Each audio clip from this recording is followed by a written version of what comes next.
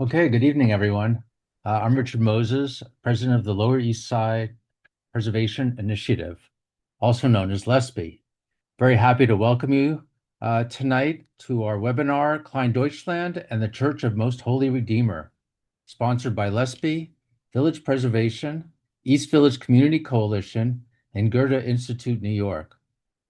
For those of you who aren't familiar with LESPI, we're a not-for-profit group formed in 2007 whose mission is the preservation of the architecture and culture of the historic Lower East Side, which includes the East Village, Lower East Side below Houston Street, Chinatown, Little Italy, and the Bowery.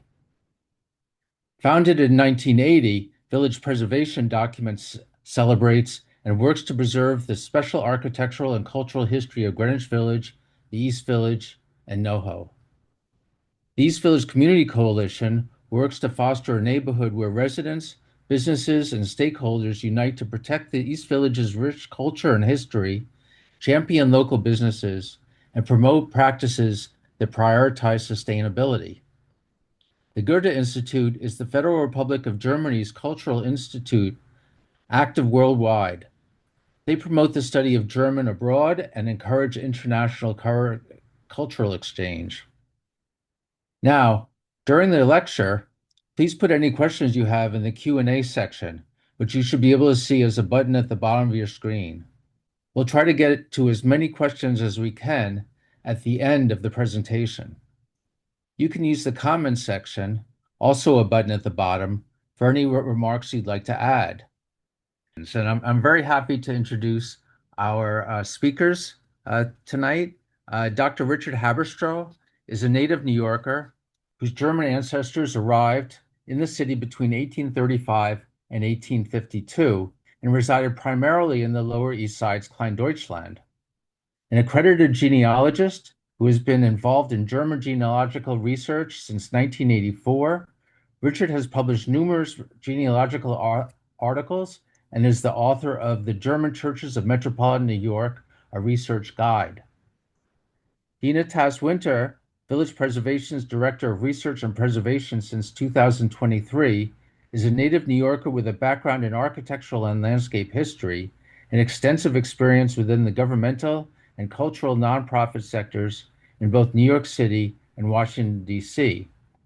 Prior to joining Village Preservation, Dena was a senior landmarks preservationist at the New York City Landmarks Preservation Commission.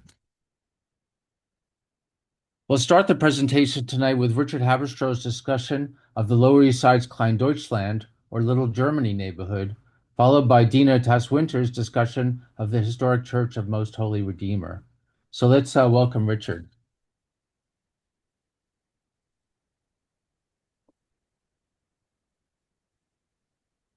Do you need to stop sharing before I share? Yes, let's see if it'll let me do that. Okay, here we go. Great.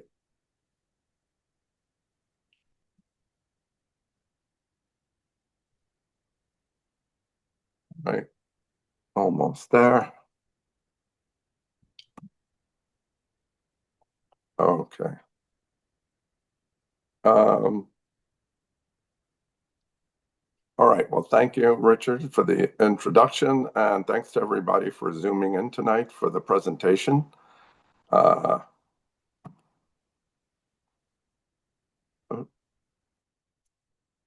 am gonna have to start at the beginning instead of the middle.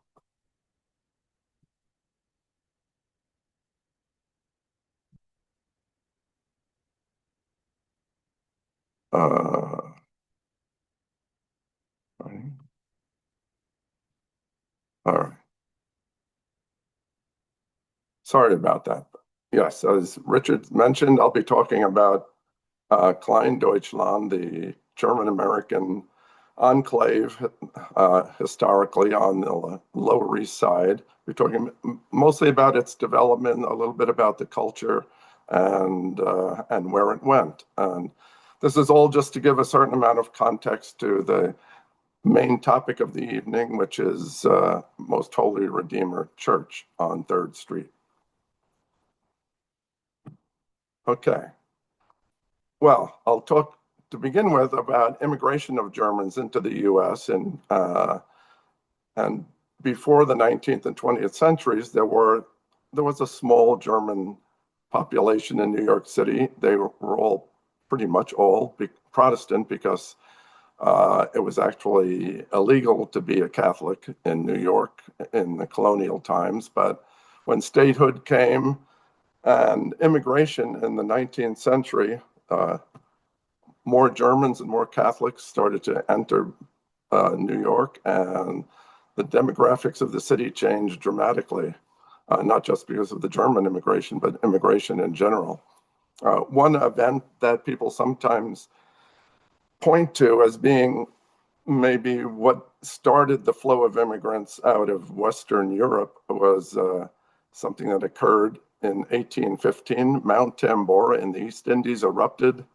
It spewed tons and tons of ash into the atmosphere, and by 1816 there was what was called a year with no summer, and there was a great amount of starvation and hunger in mostly, well, not mostly, but most decidedly in Western Germany and France. If you look at that map, the blue areas are the ones that were the coldest due to the ash in the atmosphere.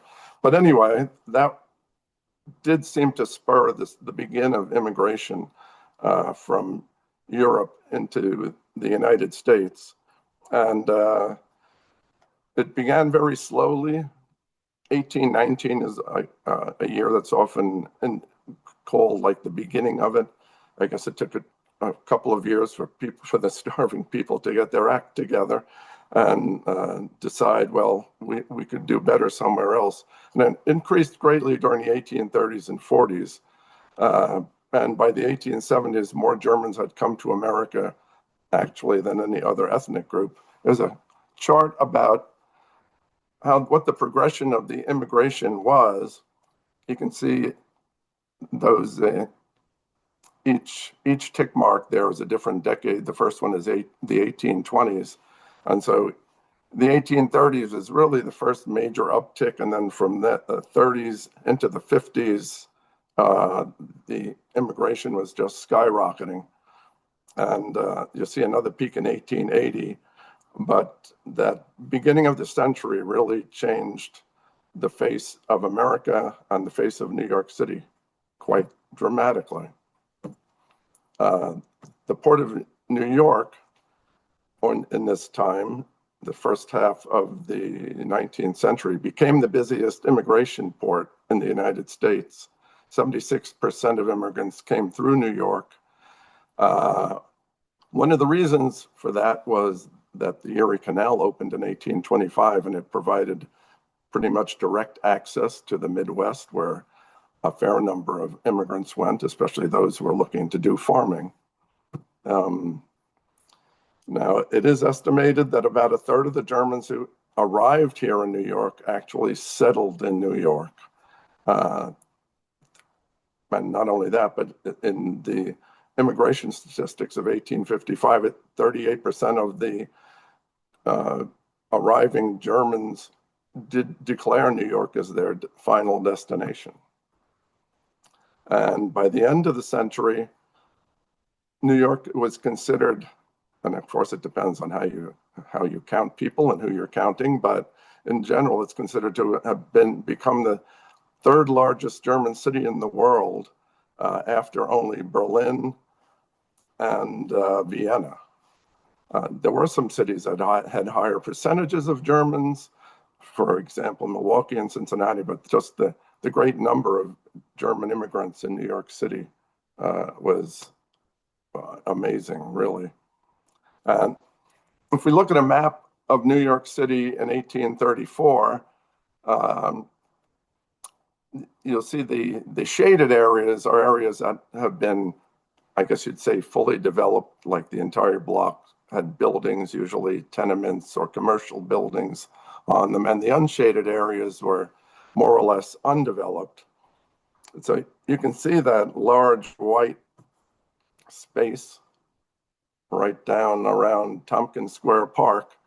And that was still all undeveloped in 1834, which was when German immigration was really just starting to take off.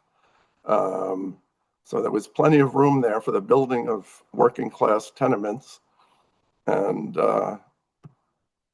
so a lot of immigrants ended up moving into these areas, and also on the west side, in the northernmost areas of the west side, but especially in what we now call the Lower East Side, which was at the time more or less the Upper East Side, to such an extent that a new ward had to be created, the 17th Ward, and then a few years later, the 18th Ward was created just north of 14th Street.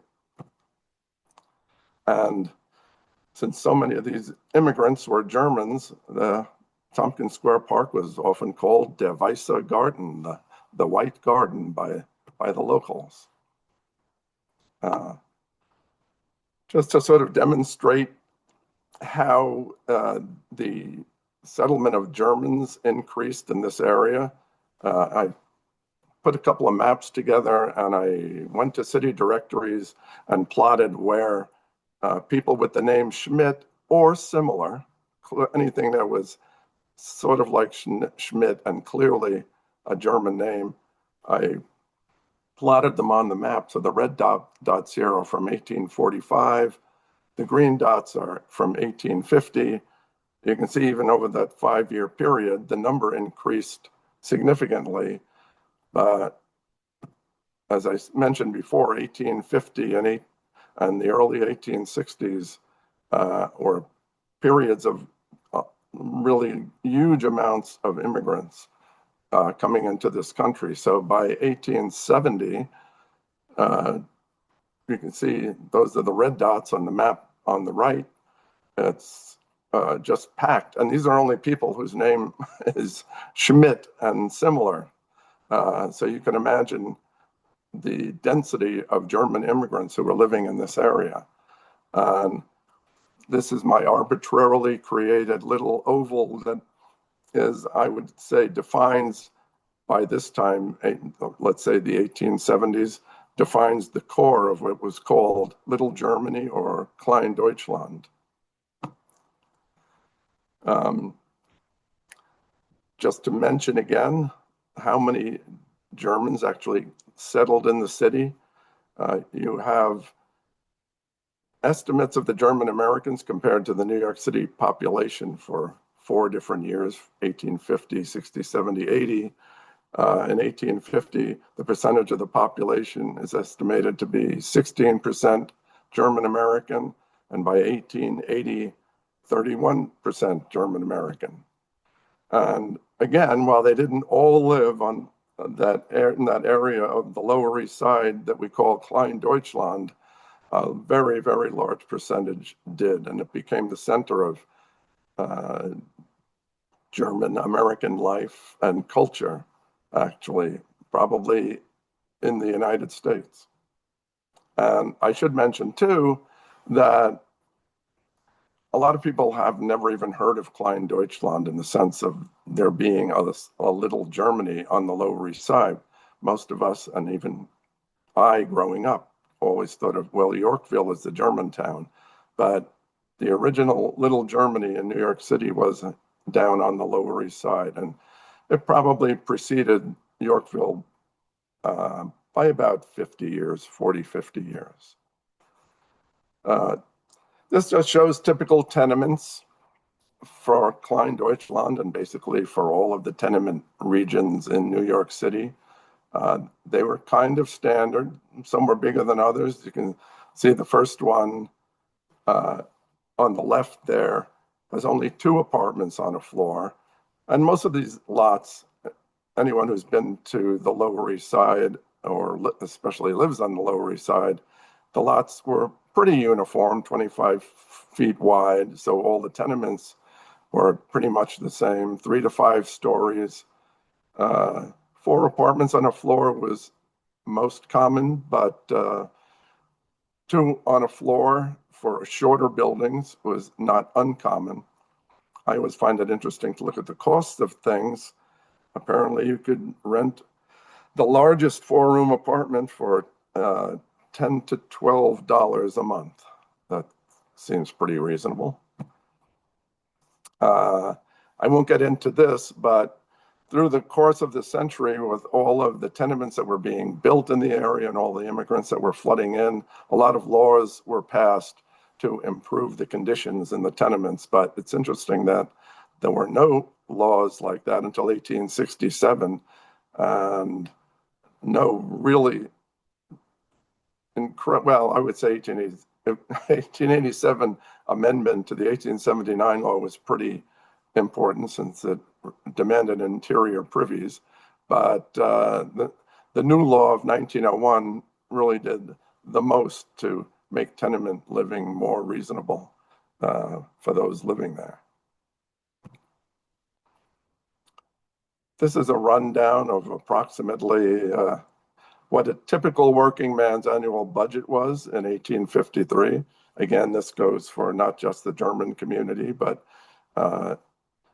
most everyone living in tenement areas. And you could see that you could probably get by on $12 a week, which is hard to believe. But $273 a year for groceries, now that's really hard to believe. Well, what did all these German immigrants do? Well, it's interesting. There's a book by Robert Ernst that talks about the immigrants in New York City, has gone through to put together all kinds of statistics regarding occupations and many, many other things. But it's interesting that German-born residents of New York City, and these are statistics from 1855, made up a pretty large percentage of skilled and semi-skilled trades. You can see cabinet makers, tobacconists, barbers, to me, surprisingly, locksmiths, shoemakers, etc. And the number for fresco painters, 68%. I put that in there myself because one of my immigrating German ancestors was actually a fresco painter. And it turns out that, at least according to the 1870 census, about 68% of them were actually German-born. So they did make up a pretty good percentage of the skilled and semi-skilled jobs. And that's just a picture to pretty up the slide of a cabinet made by the Herder brothers, German cabinet makers in the 19th century, and pretty well known. There were less favored occupations by the German immigrants. Laborers, porters, and clerks. They did not make up a very large percentage of those occupations. Clerks, I guess I could see, maybe their poor English or something like that made them less desirable working as clerks. But what's odd and especially interesting to me is that rag pickers, scavengers, and organ grinders were made up 84% by German immigrants, not Irish immigrants or any other immigrants or native born, but German immigrants, which is kind of unusual, and I have no explanation for it. But these numbers came from a book, Immigrant Life in New York City by Robert Ernst. It's a very interesting book if anybody has interest in those sorts of things. What about the social life of German immigrants? Well, they certainly have a strong culture of forming and joining clubs and societies. You see that in Germany now, and you saw it in Kleindeutschland in New York City. And sometimes people discussing this subject break up the population into club Germans and church Germans, which sort of means the club Germans spent most of their time, especially socializing in non-religious organizations, whereas church Germans did most of their socializing and spent most of whatever free time they had with church societies and perhaps even being involved in church functions. So there was sort of a split, and I guess it depended just basically on how religious any particular person was. Of course, there was also socializing for everyone, regardless of whether you were religious or not, primarily in beer gardens, saloons, sometimes referred to as lager beer saloons, which was a product that the Germans essentially brought to this country, lager beer versus porter, concert halls and theaters. Here you see a typical, I guess you'd call it a beer garden. I'm not sure whether this was the Bowery Theater or not, but on the right, you see a little advertisement for a performance on Sundays. Now, why is that significant? Because there were Sunday blue laws, and places that served alcohol were not supposed to open unless it was a religious event of some kind. So a lot of these places would claim that they were having a grand sacred concert. And I can't quite read the whole thing there, but it talks about the religious music and et cetera, et cetera. So they attempted to get around the Sunday blue laws by claiming that these Sunday beer drinking sessions were some sort of a sacred concert. And I think it worked for a while, but eventually the authorities kind of cracked down.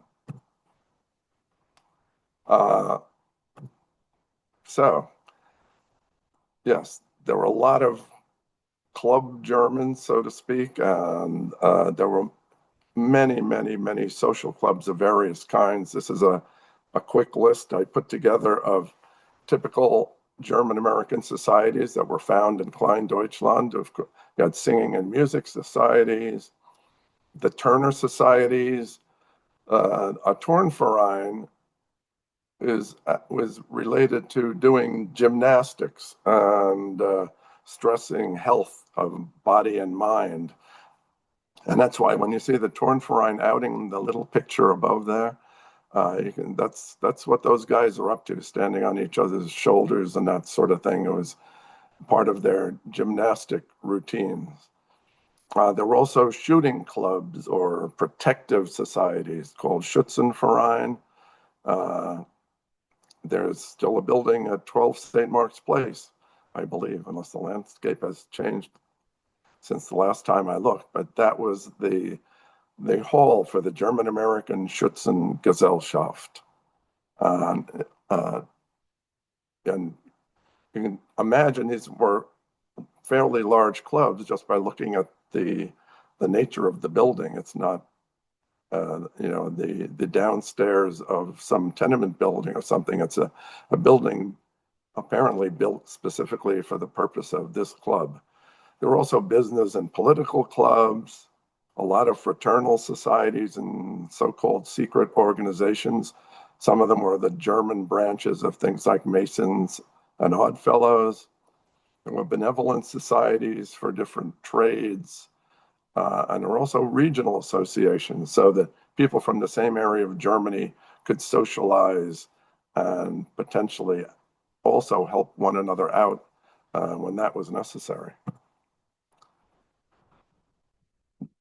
Now, other than the primarily social oriented clubs, there were, of course, lots of other specifically German institutions, banks and other financial institutions, medical institutions. The German dispensary, as you can still see on 2nd Avenue, I forget, around 9th Street, I forget, but, and right next to the German dispensary is the German Free Library building. They're basically attached. And there were also German newspapers. So all I'm trying to demonstrate here is that it was a very, very, very much a center of German culture here on the Lower East Side, anywhere from a few blocks below Houston up to Tompkins Square Park. And as the century went on, it spread further and further north, even to above 14th Street. I'd like to say a little bit about religion in Kleindeutschland. The three main Christian religions in Germany, as in Kleindeutschland in the 19th century, were Lutheran, Reformed, or Reformed and Calvinist are considered the same thing. So Lutheran, Reformed were the two main Protestant Christian religions, and then there was the Catholic religion. So with the Lutheran and Reformed denominations, there were already not a lot of churches, but there was a German and an English Lutheran church in colonial times. And for the Reformed church, there was a German and a Dutch church in colonial times. So when more immigrants came, it was too many immigrants to be served by just that small number of churches. So a lot of immigrant-based congregations were built or formed, especially in the 1840s, 50s, 60s. There was also a denomination which is just called evangelisch or evangelical. Doesn't mean what we normally in modern day society in America think of as evangelical. It wasn't born again. It was just actually a German word for Protestant. So, and it was more or less a merger of Lutheran and Reformed churches. It had occurred a lot in Germany in the 1820s. And so some of those combined evangelische churches also ended up developing here in Kleindeutschland. Now, of course, with the Catholic Church, it was a different thing. There was no Catholic Church in New York City, and I think the year is 1784. St. Peter's was founded, or right around there. And it was dominated by Irish Catholics.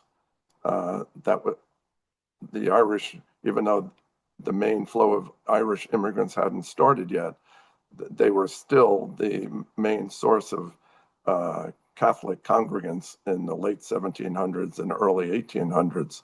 So when German immigrants came to the Lower East Side, they wanted churches where they could be served in their German language. And that caused the diocese to establish what were called German Catholic national churches. And just to finish that thought, they were not typical parish churches. They didn't really have parish boundaries. Their job was strictly to serve the non-English speaking part of the population, in this case, the German population. And that fact has something to do with the way the German national churches, German Catholic churches, popped up on the Lower East Side historically. So those were the main Christian churches in Kleindeutschland, but a lot of the, let's say, American religions or religions that came more from England to America, Presbyterian, Methodist, Episcopal, Baptist, a lot of those denominations also established German mission churches in Kleindeutschland to try to attract congregants or adherents to their religions. And some of them were pretty popular. There were quite a few German Presbyterian churches, and a large German Methodist church, a couple of German Baptist churches. I only know of one German Episcopal church, but the point is the American denominations were very involved in opening mission churches for the German immigrants.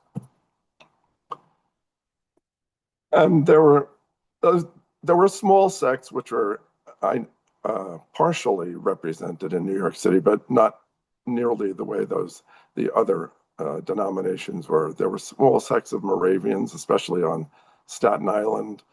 I've seen references to Mennonites, but I never came across an actual congregation of Mennonites in New York City. There were also a lot of German ministers who worked independently in New York City. And if you're ever trying to trace an ancestor and you're looking for a marriage, you'll sometimes find them being married by a German minister, but you can't find them attached to a church. And that's because a lot of them were not. They just worked independently. As far as I can tell, their main job was to perform marriages. And that's probably how they mostly made their living. But aside from what we would think of as more or less the typical Christian denominations, there were also German rationalists and free thinkers, which was kind of a specifically German thing. And I put them under religion, even though in some sense they were almost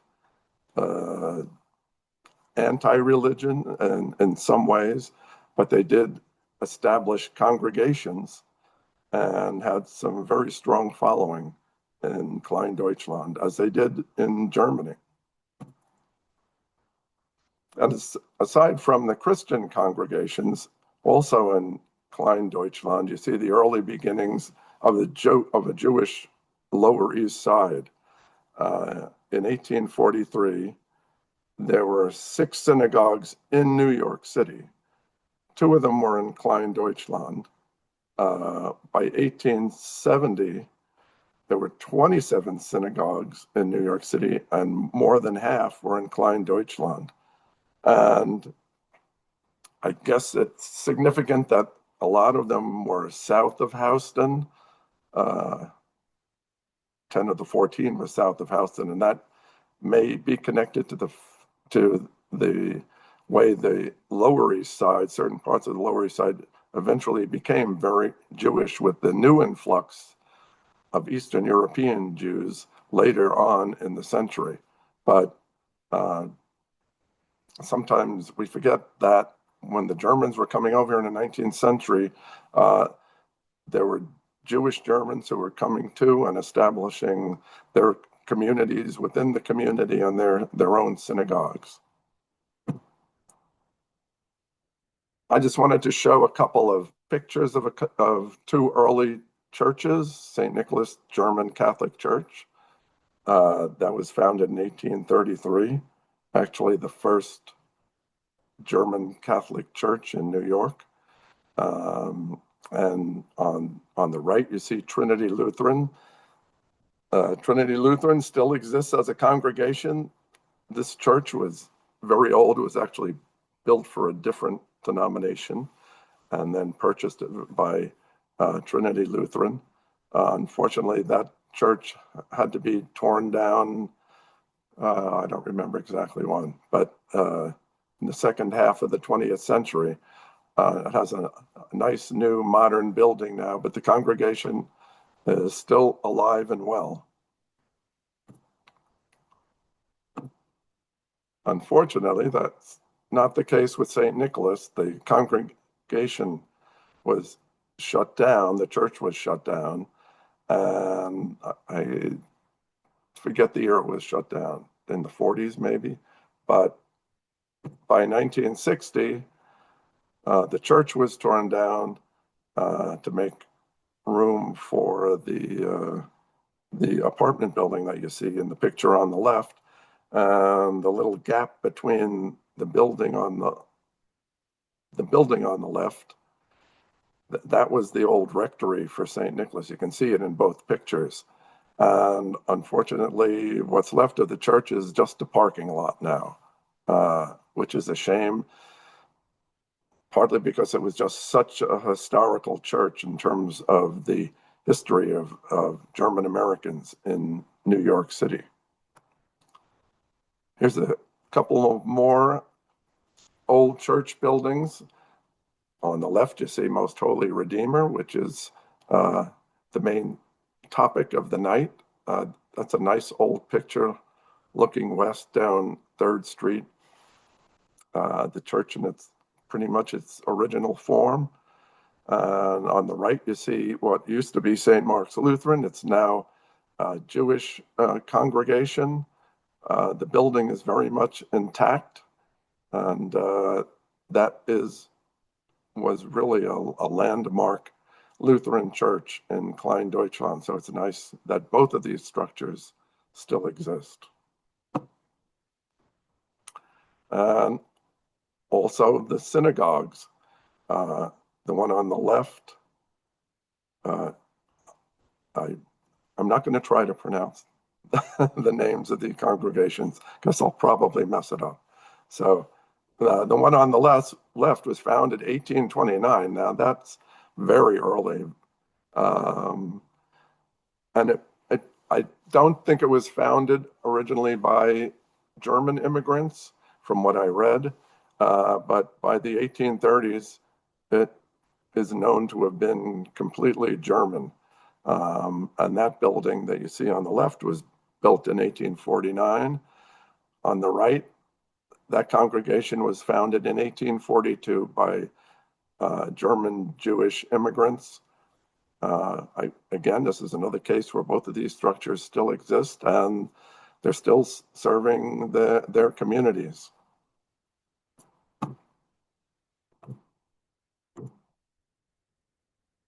Okay. So I showed you a picture of St. Nicholas, and I mentioned how it was unfortunately demolished in 1860. Just a tiny bit more about it. It was founded as a German national church in 1833. So it was the first German language church and first national church. Not even just the first German national church, but the first German national Catholic church. I should have put the word Catholic in there.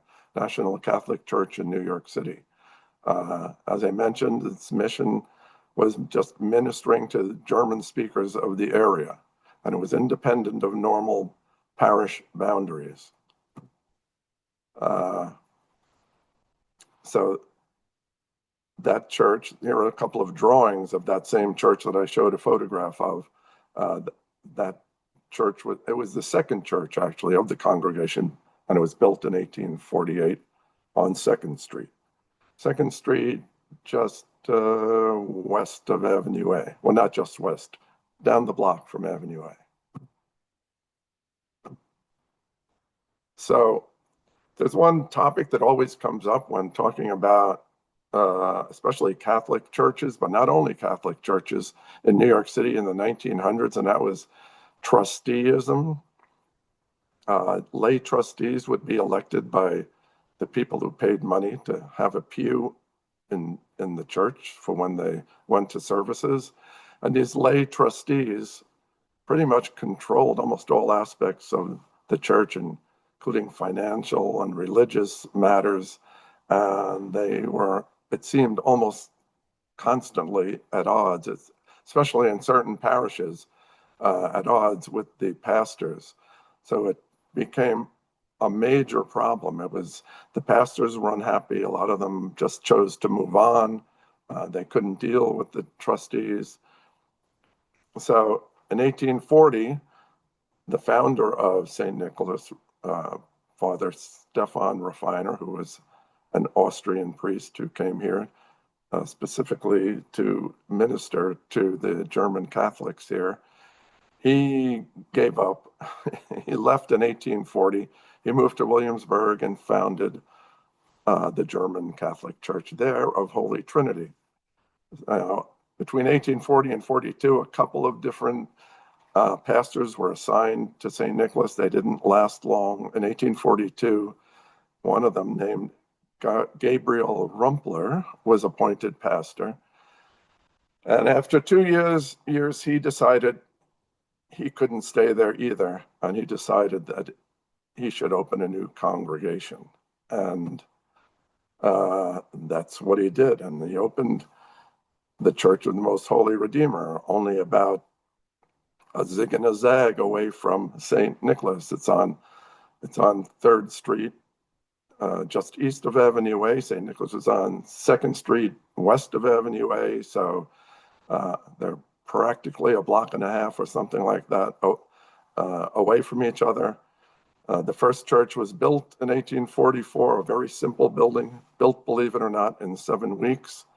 And that was the beginning of Most Holy Redeemer as a congregation. This is just a quick picture or 2 or 3 of Most Holy Redeemer. You got the old one on the right, and current one's on the left, and Dena will be going into a lot more detail about Most Holy Redeemer, the history and its status and hopes for the future as soon as I'm done talking here. I should mention a little bit about, well, what happened to Kleindeutschland. I guess one way to look at it is just that times change. One thing that changed is the German immigrants who came here. A lot of them did pretty well. They assimilated into American society, and they were making more money, and they moved to less crowded areas. And one thing that contributed to that was New York City was expanding northward, and mass transit, in particular the elevated trains, had been developed somewhere roughly in the mid-19th century, and that made it easier for people to move uptown and move out of the lower areas of the city. And that's basically one of the reasons that Yorkville grew so quickly, starting in maybe the late 1860s into the 1880s. There was also just a general decrease in immigration after that big spike in the 1880s. German immigration tailed off, probably because the newly reunited Germany was doing well and people were okay with their way of life over there. Another thing is that new immigrant groups started settling into the tenements in the Lower East Side, especially Eastern Europeans. I was beginning in the 1800s, and it accelerated during the 1890s. I mean, beginning in the 1880s, accelerating in the 1890s. There was a major event that affected, in particular, St. Mark's Lutheran Church. I showed you the building from St. Mark's. That's now a Jewish congregation. But in 1904, the General Slocum was a boat that a picnic of mostly women and children from St. Mark's and their friends. They were going on a picnic up to, I don't know if it was near Rye, if it was Connecticut, but anyway, they had to take the General Slocum up the East River, and it caught fire and burned, and over 1,000 people were killed in this one disaster. It totally decimated St. Mark's, the St. Mark's Lutheran congregation. It's hard to say whether it was a main reason for why Kleindeutschland sort of dissolved, but it was certainly a landmark event, and it certainly put a pall over the entire neighborhood. And I guess the final nail in the coffin would be the involvement of the United States in World War I. There was people did not look favorably upon people speaking German, so German language and culture in the U.S. in general was suppressed in some states of the United States. It became actually illegal to teach German. That wasn't the case in New York, but it was probably the last thing that caused Kleindeutschland as a social unit to dissolve. So, I mean, there was, again, one could say, well, times change, and they were certainly changing. I think these were the most significant changes that caused us to pretty much forget that there was a little Germany on the Lower East Side. And that is my last slide. And so I will hand it over to Dena now. I'll stop sharing. Thank you so much, Richard. I'll go ahead and share my screen and tell you all a bit more about Most Holy Redeemer specifically. All right, so just to provide a tiny bit of context to how this came about and the work that I'm going to share with you, I became involved when LESPI, EVCC, and VP, those of us co-hosting this lecture tonight, decided to submit a request for evaluation to the Landmarks Preservation Commission to implore them to designate the Most Holy Redeemer Church as an individual landmark based upon the merit of its architectural significance and also several layers of cultural history. So I'm going to tell you a little bit about the kind of trajectory of the architecture over time of the building, and then bring some cultural context into it as well, based upon what Richard has already shared with us. And we'll take it from there. So as Richard mentioned just a few moments ago, Kleindeutschland already had a pretty sizable German population by the 1830s. And this church, St. Nicholas German Catholic Church, was the very first German language Catholic parish in New York City, constructed in 1833. And as he mentioned, it was demolished in 1960. And this predated Most Holy Redeemer, the construction in 1833, predated Most Holy Redeemer by a few years. And this is one of the reasons why it's so important to protect the extant Most Holy Redeemer Church, because St. Nicholas was sadly demolished in 1960. And so Most Holy Redeemer is really the only standing example that we have of this important history. So the population, as Richard said, was just growing and growing, and they really were outgrowing St. Nicholas within a few years of its being constructed. And so, as Richard mentioned, Father Gabriel Rumpler decided that it was time to build a second church just a couple blocks away. And Richard shared a really fascinating photograph of that temporary structure that they quickly built in the 1840s that only took 7 weeks to complete, and it was in use for several years. And it was, in addition to being a parish church and hall, it also contained a school where classes were taught in both English and German. But they knew that they wanted to build a permanent grand structure. And so in 1851 to 52, the first iteration of the Church of the Most Holy Redeemer was constructed, as seen in this lithograph here. And this was soon after the Irish-born John Hughes had become New York's first archbishop in 1850.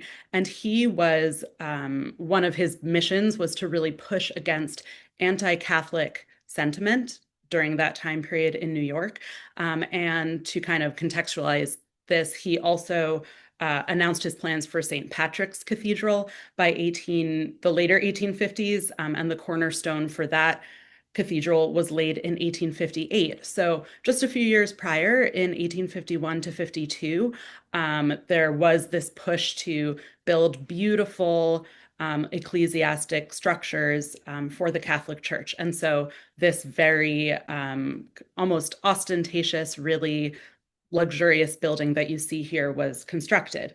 It was designed by German architect Johannes Walsh, or Joseph in the anglicized form, and it was built in the Byzantine Revival style. And you can see here these kind of very elaborate arches, the symmetry, and these very ornate details. It originally was a red brick facade, and if you know it now, and if not, you'll see it soon in my slides in just a moment. It's currently limestone and granite, but it originally was red, so it had this really strong red brick presence. And I wanted to point out here, there's a I'm not sure if you can see my mouse, but all the way on the right, there's a 3-story rectory and a 1-story gallery that connects it to the nave. And that'll come into play later when this building is very much still standing, but after the turn of the century in the early 1900s, some modifications were made, which I will show you soon. And so just remember that the rectory is 3 stories, and I'll remind you if you forget. But the pacing of the facade and the overall layout of it really has not changed from this original construction in the 1850s, with these deeply recessed entrances, the kind of tripartite 3-part entrance with a grand main entrance and then slightly narrower entrances on either side. And this ornate facade led to it sometimes being mistaken as a cathedral rather than merely a parish church. You can see it's much more vast than kind of a simple parish church might be at the time. When it first opened, the Evening World described the church as the most imposing edifice of its kind in the country and, quote, a magnificent monument of ecclesiastical architecture.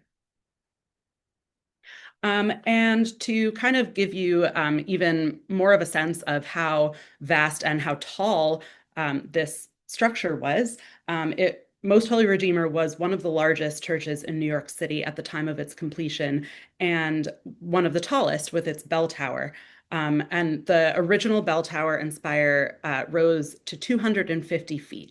And for comparison, Trinity Church on Wall Street, which I'm showing here, was 281 feet, so about 30 feet taller than Most Holy Redeemer, which was, well, uptown of it. But Trinity Church was the very tallest structure in all of New York until 1890. And in the early 1900s is when skyscrapers started to kind of proliferate in our city. But for at least 40 or so years, Trinity Church was the very tallest, and Most Holy Redeemer was not far behind it in that regard. And so I think Richard showed either this or a similar view, but I wanted to also just really show how much taller it was than the tenements and row houses surrounding it. And even today, the East Village hasn't grown much taller in terms of its individual buildings than it was in the late 1800s. And so Most Holy Redeemer Church has always been kind of this focal point of the skyline in the neighborhood. As I mentioned, there was a school that was kind of within that original temporary structure. And then when they built the new cathedral-esque church, they also built a purpose-built school building, which was behind it. So this is East 4th Street. The school, which is shown here, abuts the back of the church. And this is a 1940s photograph, and today it looks quite similar. I just grabbed a quick Google Street View to show you the building today. And you can see here that the school building is faced in red brick. I'm sure, and as you can actually see in between some of the windows, you can see kind of variations in the coloration of the brick. So I think a lot of the brick has been replaced over time, but I'm sure there's some original brick here too. And based on various archival resources, we know that the church on one block behind it on East 3rd Street was also faced in red brick originally, so it may have looked more similar to this than how it looks today. One other thing about the school is that there's a really sad history associated with the school that comes into play a bit later, and I'll tell you about that in my cultural history segment in a few minutes. But I wanted to talk more about the main church building and how it's changed over time and also how it hasn't. So in 1884, so that's about 30 to 35 years after it was constructed, there was a newly appointed pastor, Father Andrew Ziegler, and he added some details to the interior. It was already very ornate and elaborate, but he added even more marble flooring, altars, and communion railings to the already existing intricate stonework and statuary, much of which was crafted by German artisans, either locally in Kleindeutschland or imported from Germany to take place inside the church. And I thought this was a really fantastic view because on the right is a modern day photograph. And on the left, I don't know the exact date, but it's either a late 1800s or early 1900s pressing that shows how the church looked inside at that time. And you can see really very similar. Some details have changed, some of the frescoes have been painted over, but you can really see that a lot of the ornateness that's present in the church today has been there for 100 years, if not much longer. And here's just another detailed view of some of the beautiful details inside the church. And this is in the rectory. There's some original woodwork, and you can see the plaster ceiling. There's also some various important relics that are preserved in the church. In 1892, the bones of the martyr Saint Dianus were donated by a private chapel in Italy and laid to rest within the church.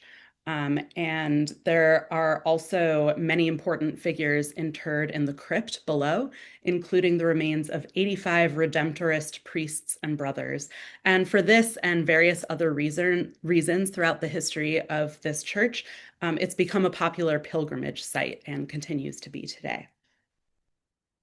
So my kind of main thing that I'll talk about here is the 1913 alteration to the church. So like I said, the original church structure is still intact, but there have been some changes to it. So on the left is another sketch of the original design, and on the right, you can see the main face of the church as it stands today. And if you think about the design on the left as having kind of 1, 2, 3, 4 parts to the tower. There's like the main building and then 3 sections above it. It was cut off by the architect Schultz at approximately just above the second segment. And so you can see, and you'll see some better views also in a moment, but the clock faces of the tower are still there, and there is still a very beautiful bell tower above it, but it's kind of truncated from the original. So it was originally 250 feet. It's now approximately 232 feet. So still quite sizable and a substantial presence in the neighborhood. And here's just my favorite view again, that shows you the 1875 and how it would have been since it was built in the 1850s angle. And then I wanted to show over time. So just going back for a second, this is the original. This is the lowered version of the clock tower, a view from a rooftop in the 1960s from our historic image archive. And then here's a view today of that tower. And so I wanted to share a little bit about some of the details that have changed on the facing and the primary facade of the building. Again, all of this was done by Paul Schultz in 1913. So he resurfaced the exterior facades to be the limestone that you see now, and with some other granite details as well. And just at this point, I ask you to remember that there always were these kind of 3-part openings, and the angles above the opening, they were always recessed like this, and the angles above were kind of more curvilinear in a way that Byzantine revival often is. But here you can see some of the Romanesque details that Schultz brought in, and that would be the kind of more stark geometric shapes. And just some details at the doorway. This is a very Romanesque kind of detail to a recessed entryway. And then, as I had mentioned previously, the rectory on the right-hand side here was originally 3 stories tall, and you can see this slightly set back 4th story that was added. And the primary facade of the rectory and of the connecting gallery that's still there today is mostly surfaced, as you can see, in rough-hewn granite. And the paired arched windows at both the gallery and the rectory, you can see they're kind of set in pairs here, have been enframed in this smoother limestone that contrasts with the granite. And that brings this visual continuity in between it and the main church, which is designed of limestone on its face. So there's some differentiation between the buildings, but then these elements that tie them all in together. And just some more views of that. And some details. Now this is a detail of the main entrance, and above it, the double height arched windows that have been there throughout, and these lovely little rosette windows. And I wanted to draw your attention to these because you can start to see a little bit of the stained glass, but I'm going to show it to you from the other side because there's a lot of really beautiful stained glass throughout this whole building. Most of it is still intact, and similarly to the statuary and other woodwork and details at the interior, a lot of it was brought in, crafted by German artisans, and then imported from Germany directly for this church. So this is just the other side of what you just saw, and with the organ too, of course. And then just some beautiful details of the stained glass. So I just want to talk for a couple minutes about some of the layers of cultural history, and then I'll wrap up my segment for the evening. So as I mentioned, there's a really sad layer of history affiliated with the school, but it was devastating, really, but it led to very important fire reforms that we still have to this day in New York City. So in 1883, tragedy struck at the school, which again is still on East 4th Street, just behind the church. A fire broke out at one of the upper floors, and 16 young girls were crushed underfoot when a rush of the students tried to escape in a panic. And one of the most tragic aspects of this is that it wasn't actually the fire that led to the deaths. It was that the children were so panicked when they saw and smelled the smoke that they started to kind of like race each other down the stairs to try to evacuate. And there were few, if any at all, measures in place to protect an institutional building or a school like this when there may be an emergency that you would need to evacuate for. So there were no separate fire entrances. The railings on the stairs that they were racing down gave way really easily, and that led to the students tumbling. So it was really heartbreaking, and I've read a lot of the different press in the news about it, and this is just one example. But this accident had profound impacts on the future of fire safety regulations because, unsurprisingly, or hopefully unsurprisingly, after this happened, everybody kind of said, well, this can never happen again. And what are we going to do to make sure all the other schools are safe as well? And so for the very first time, New York City put in requirements for fire escapes, wider stairwells, unlocked doors, and doors that opened outward for fire egress routes at schools citywide. They started to enforce fire practice and things, fire drills to make sure that students understood to remain calm and things like that. And so as devastating as it was, it really prevented, I think, a lot of tragedy in the future. So now I do also want to share a couple of positive firsts that the church had. It's not only the tragedy next door. At its 60th anniversary Mass on April 25th, 1904, the Sun newspaper reported that the Most Holy Redeemer service was, quote, the first complete Gregorian program to be used in this country.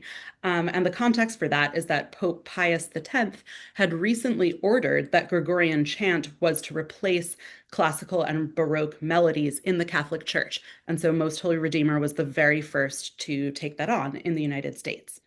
And then a few years prior to that, in 1894, Most Holy Redeemer became one of the first churches, if not the very first, to have electrical lighting installed throughout its interior, which is a cool fact that happened here. And then just 20 years later, in 1914, there was a parishioner who was also an electrical mechanic and an inventor who strung wires from the sacristy in here up to the bell tower and made it one of the first churches, possibly the first in the world, to utilize electric bell ringing. So some interesting technological advancements happening in this building as well.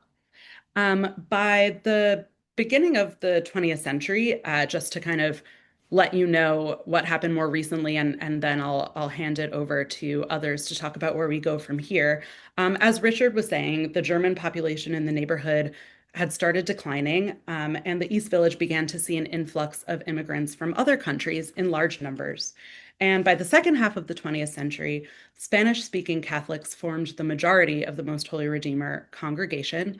And so recently and today, the church has become popularly known as Iglesia Santisimo Redentor Natividad. And as a German Jew, I could pronounce Richard's slides about the Jewish synagogues better than I just did that Spanish, but um, thank you for bearing with me. In 2018, the Redemptorist order withdrew from the parish, and its administration was overtaken by the Archdiocese of New York. So, just for the past few years, the Archdiocese has had control over what happens to this church. And just to conclude my segment, as I said at the beginning, we have banded together to create an advocacy campaign to protect Most Holy Redeemer Church and to push for it to become an individual landmark, which would protect the architecture and have it so that the city will manage change going forward and make sure that the church is not demolished if the archdiocese does ever relegate it altogether, which hopefully won't happen at all. But if it does, we want this extra layer of protection to be here. And we also very much believe that this church deserves the accolade of being a landmark.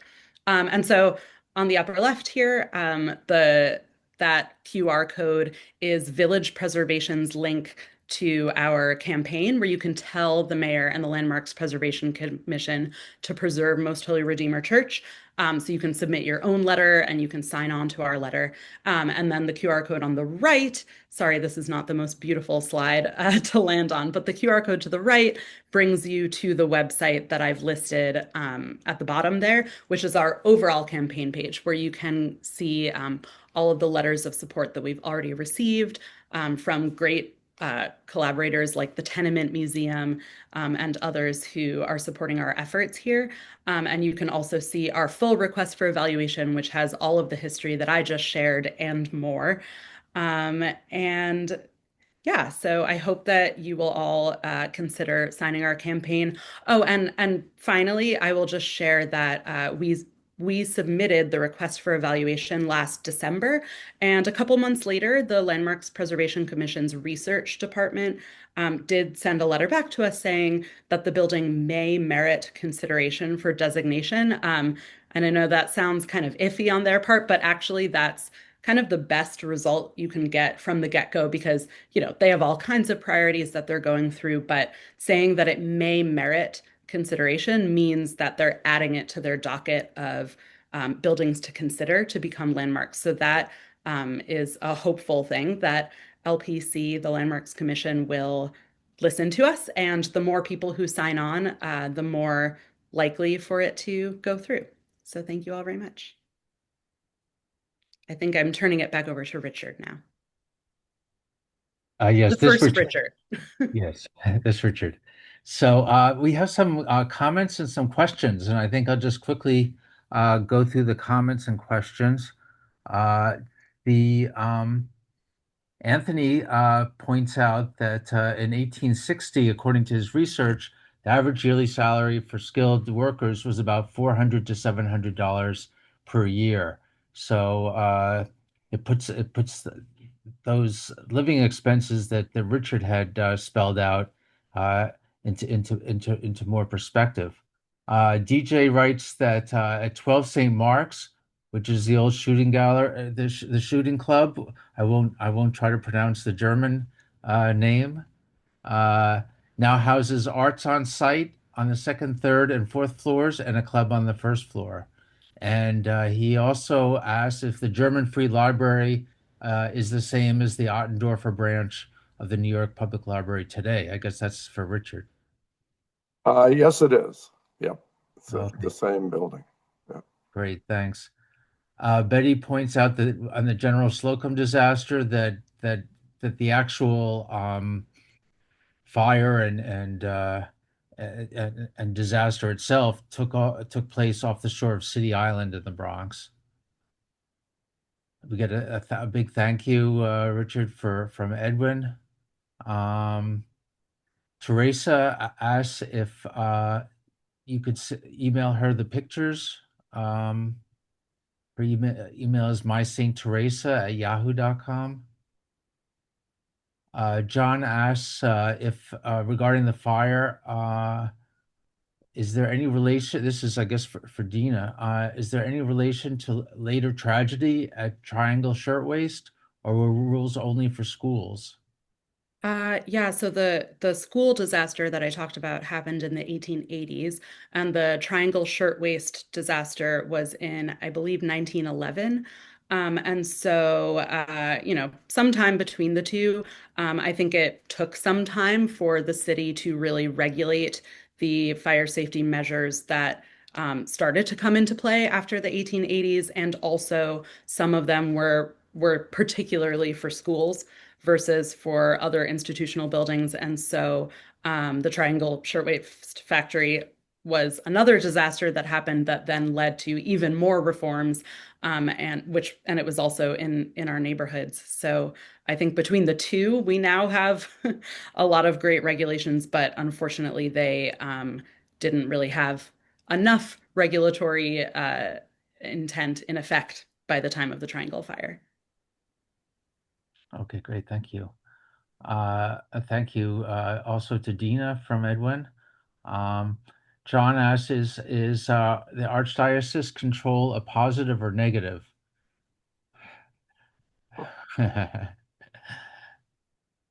I'll give that to Dena. Oh gosh. I don't think I'm qualified to answer that necessarily. I don't want to touch that one And in a either. moment, I think Maybe Laura wants to say Laura something. will talk a bit more about the Yeah. future of the building, so maybe Okay. that'll elucidate that a bit. Okay, good.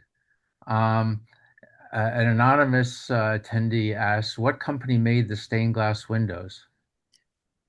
That is a great question, which I don't know the answer to. I don't know if Richard happens to know, but You I know, can I look into it never otherwise. came across any mention of specifically who made them. I thought most of them were made in Europe, but I'm not even sure about that. Uh, Yeah, I had read that a lot of them were imported in, but I don't know who the right, original right. designers were. Edwin asked just for clarification on the dates of the St. Nicholas demolition, which I think was 1960, right? 60, yeah. And the building of the Most Holy Redeemer, which Uh, 1851 to 1851 to 52 was the original construction of Most Holy Redeemer. and Max asks, why was the original tower of Most Holy Redeemer removed? As far as I know, it was just a stylistic choice. In 1913, when the new architect came in to make those modifications, he went for a more Romanesque design, which had kind of these blunter angles to it. And I think the geometric topping of the tower was just the vision that he had, whereas before it had kind of a different look to it. So I think it was just a design choice. I think Laura will probably touch on this, but if anybody else has any insights, Noreen asks, has there been any press coverage on this issue? Uh, Mark Ruffalo is fighting to save his Upper West Side church and has gotten much coverage. Maybe we'll talk about that, Oh, Laura, West Park. Yeah, West that's the Park, church on the Upper West Side, which right? is facing a lot of challenges. It actually is a landmark currently, but that's a whole. I can give a separate hour-long lecture on that some other time. But I think the question was, has there been press coverage on this issue, on the Most Holy Redeemer Yeah, closing? I can speak to that in this when we I just give Okay. the background first. Okay, great.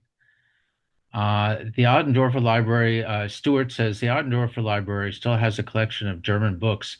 It's on the second floor, and you have to ask to go up there. So that's it. That's something Oh, I didn't know. that's interesting. Yeah. I was in there not too long ago. I didn't really I wasn't paying attention closely enough to their collection. That's Yeah, interesting. that is interesting. Huh. Barbara writes, my family has been part of the congregation at Most Holy Redeemer for more than 150 uninterrupted years. Wow. Wow. My uncle, who had been rector there, is the most recent person buried in the crypt. What more can we do to help preserve the church? Well, Laura's going to talk about that. I'm going to mention a few things, and we'll put some things in the chat. So thank you, Barbara. That's interesting information. Uh, Max writes, will this presentation or these slides be made available to us? We're recording this video, and so we're going to be putting it up on LESPI's YouTube channel, so people can watch it and take from it what they want. That should be up in about a week or 2 weeks, something along those lines. Robert writes, General Slocum disaster took place in Hellgate, near Randall's Island, not City Island. Okay, it seems like we have a couple of interpretations on the actual site. And to Richard, be honest, I always heard it was Brother Island, or anyway, there's a few islands near each other. right. Is the church open to visitors outside of services? I think Laura might be able to touch on that. Um, Anonymous attendee writes, why did the Redeemerist order leave, and how did the archdiocese take over the church? Who owns the rectory now?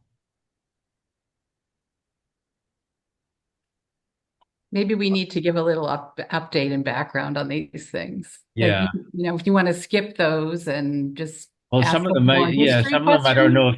I don't know if it's your domain or Yeah. not. So I just throw them out there, and then we can, we can kick the can down the road a little bit. Um, Adrian has a question for Dena. What other sites have you been involved in successfully landmarking? Oh, well, in brief, Village Preservation has landmarked or been involved in the successful landmarking of 1,300 or more buildings throughout Greenwich Village, the East Village, and NoHo. And I won't get into all of that right now, but you can go to villagepreservation.org to learn about all the great landmarking efforts that we have. And I know that LESPI and EVCC have also been involved in efforts in the East Village and the Lower East Side.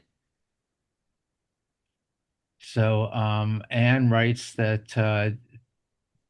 the Rifle Club, the I'm not going to try to pronounce it. Maybe Richard, can you? The Schützengesellschaft.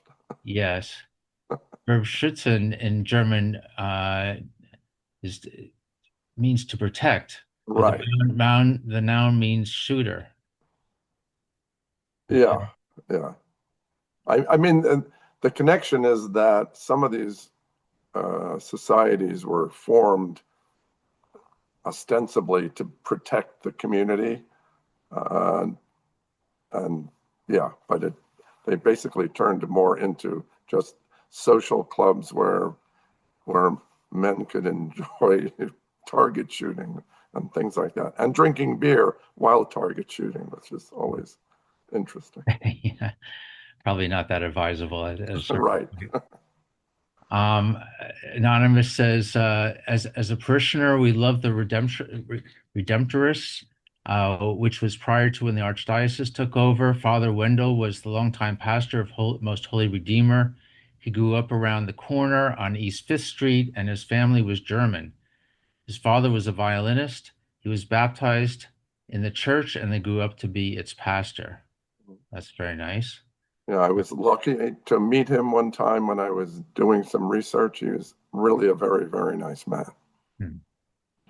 Max gives a big thank you and says he tends to agree with what you've heard, Richard, about the General Slocum disaster being near Little Brother Island. Right. I couldn't remember if it was Little Brother or not. I just said brother. Adrian gives a thank you, and we're almost done with this. Anonymous says, what would happen if the church is landmarked? Would the archdiocese have to resume masses, or would another organization take it over? I may be able to hit this one. The landmarking doesn't really affect the use of the church. It really regulates changes to the actual physical building, and particularly the exterior of the building. They wouldn't be regulating what goes on in the interior of the building. And landmarking doesn't freeze buildings in time, but it tries to ensure that any changes that are made to the building are appropriate for the building, that they're sympathetic in terms of the aesthetics and the materials, and will help make sure that the building lasts, hopefully, in this case, another 150 years or so.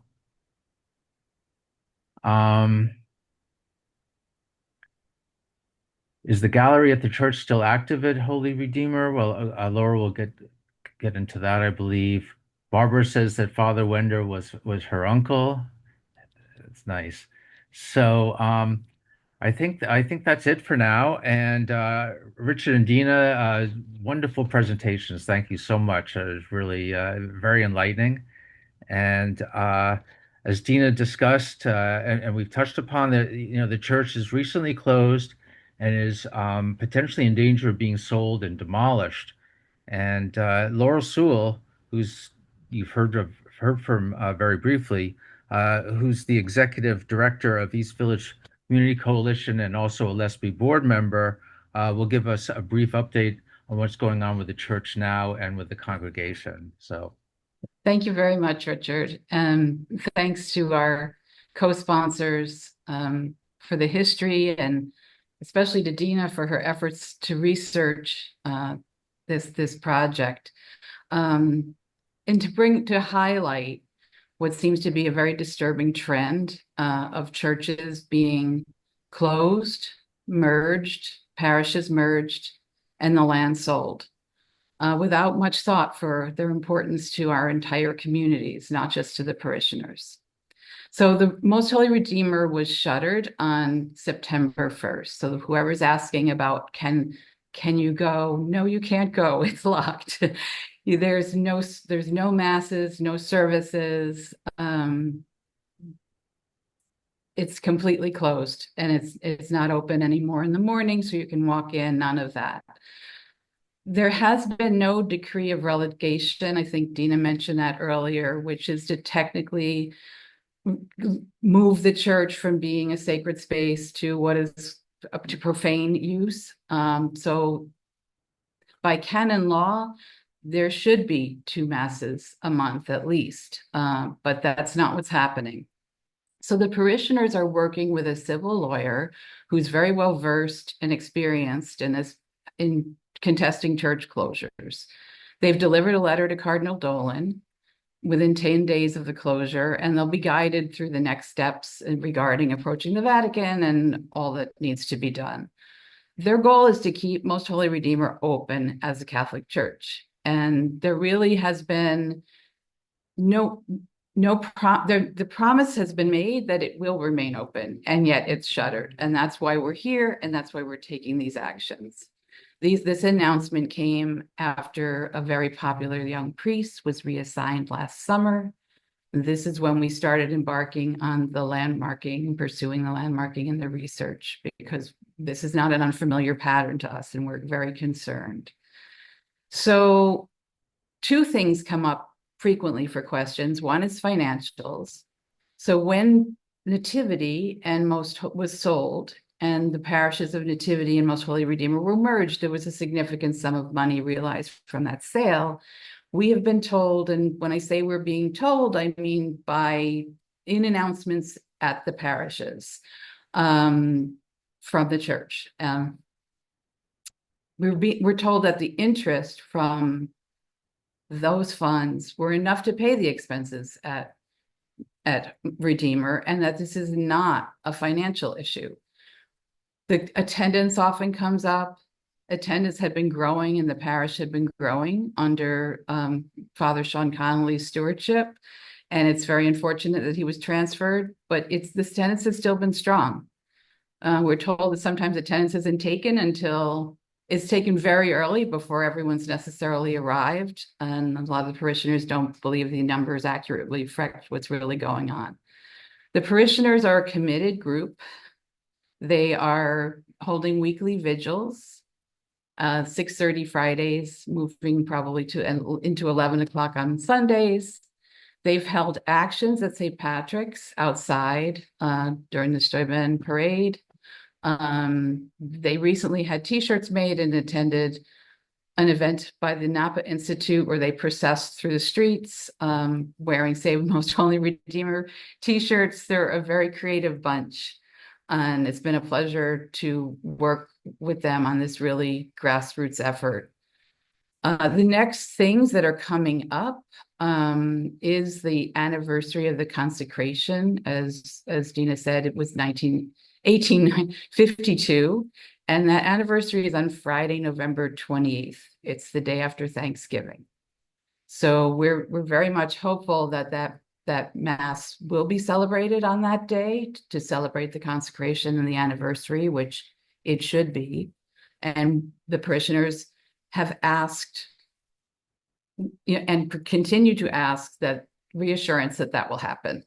One thing I want to close with is just, I was forwarded today an article by a travel writer who travels and sees churches all over the world and decided to rank the 5 churches he thought were most important in New York City. And he said St. Patrick's, Grace Church, St. Francis Xavier, Trinity Church, Wall Street, and Most Holy Redeemer. And as wonderful as it is to hear that and to hear the merits of this church described so beautifully by Dena and the cultural importance of this church illustrated by Richard, where we land up and where we land is that everyone, as one of the parishioners said today, everyone but the archdiocese sees the importance of our church. So we do need help, and Richard's going to explain ways that you can get involved and amplify these voices. But anyone with connections to priests who are buried in the crypt or family connections, please, please, please reach out. We really need everyone's help to approach this and give it the fair fight that it deserves. Thanks so much.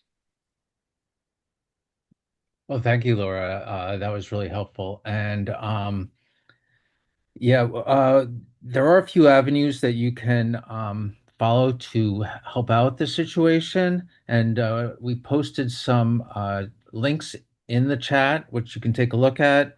You can sign the petition to open the church, which Dena mentioned before, that Village Preservation has initiated a, oh, I'm sorry, never mind. Sign the petition to open the church. You can sign the petition to landmark the church, which is what Dena had mentioned previously. And there's a link in the chat to that, I believe.